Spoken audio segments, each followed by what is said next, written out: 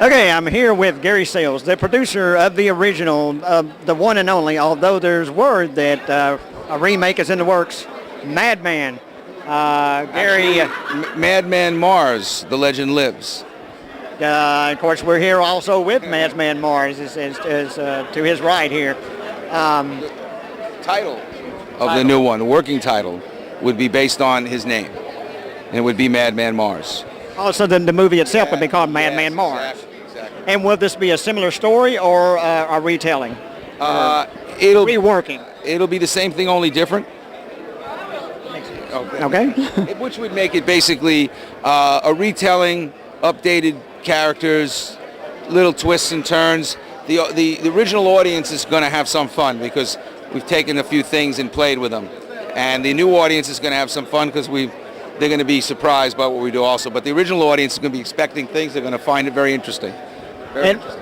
What kind of changes are you making with this version to sort of being, I guess, I don't want to use the word modernize. Yeah, stop modernize it or current. What are you giving the new audience, the new that will be watching the new Madman that was different from the original? Not that there's anything at all wrong with the original. Kind of you to say. I appreciate that. You know, when it comes to campfire tales and myths, they're told for thousands of years. They go on and on and on. So we're going to do the same thing with Madman. We're going to retell it. There's going to be some things are going to be the same, some things are going to be different. I can't really express the specifics of how we're going to do it. I can say in general there'll be lots of new, fresh kills, as it were. Some new and unusual ways of doing things, new characters that the modern audiences will relate to. Because we did make this picture 27 years ago. And like I say, a good myth will carry on and on. So we're sure of the myth that's going to work. Campfire tales live on, and so we're just going to put in younger, people that are more contemporary.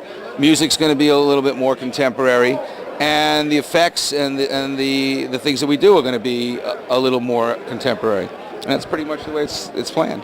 It's certainly look the living shit out of you is what it's going to do. That's what we want most. As horror fans, that's what we want most. What we want to retain is what we went into in the beginning. We all of us have a sense for, and I don't want. It's not the old school of suspense is as important as shock. Exactly. Going back to what originally drew us to those kind of movies is to actually be scared and to be creeped out and to be frightened. Not to be just completely disgusted and depressed. Exactly. We'll disgust you, no question. You will be disgusted. but disgusted in a fun way and in a way that reevaluates why we enjoyed horror films to begin with. Well, there'll still be story.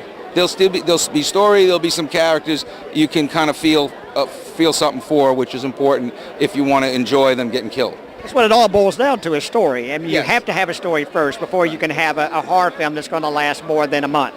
Exactly. And that's the plan. Thank you so much for joining us. Pleasure. Pleasure.